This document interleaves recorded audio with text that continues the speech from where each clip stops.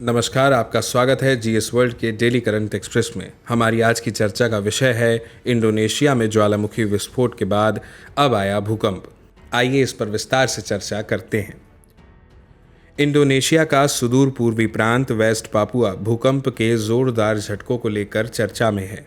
Waste Papua प्रांत के मध्य मैम्बेरमो जिले से करीब 37 किलोमीटर उत्तर पश्चिम में कम से कम 4 बार भूकंप आया और इनकी तीव्रता 5.5 से 6.2 के बीच मापी गई। बहरहाल किसी के हताहत होने या कोई गंभीर नुकसान होने की फिलहाल कोई खबर नहीं है।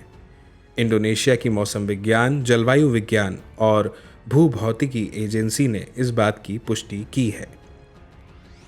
गौरतलब है कि वेस्ट पापुआ इंडोनेशिया के सबसे कम आबादी वाले प्रांतों में से एक है और यह करीब 12 लाख लोग यहाँ पर निवास करते हैं। इंडोनेशिया भूकंप के लिहाज से संवेदनशील क्षेत्र है।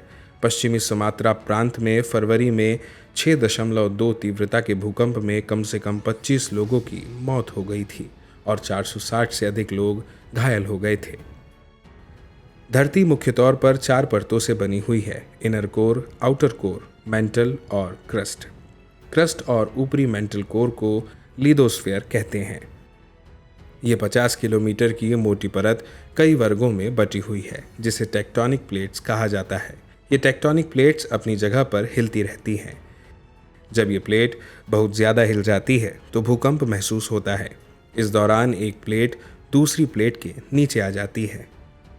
इंडोनेशियाई क्षेत्र को विश्व में रिंग ऑफ फायर के नाम से जाना जाता है और इसी कारण यहाँ भूकंप आते रहते हैं।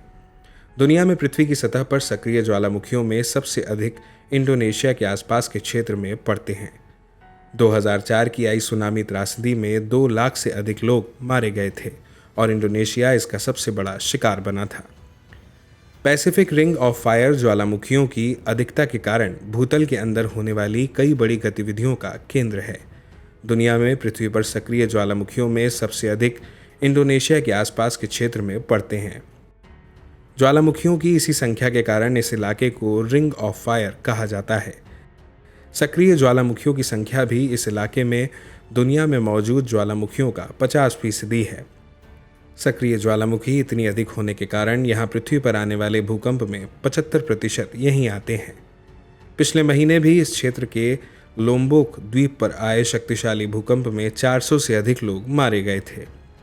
पैसिफिक रिंग ऑफ फायर ज्वालामुखियों की अधिकता के कारण भूतल के अंदर होने वाली कई बड़ी गतिविधियों का केंद्र है।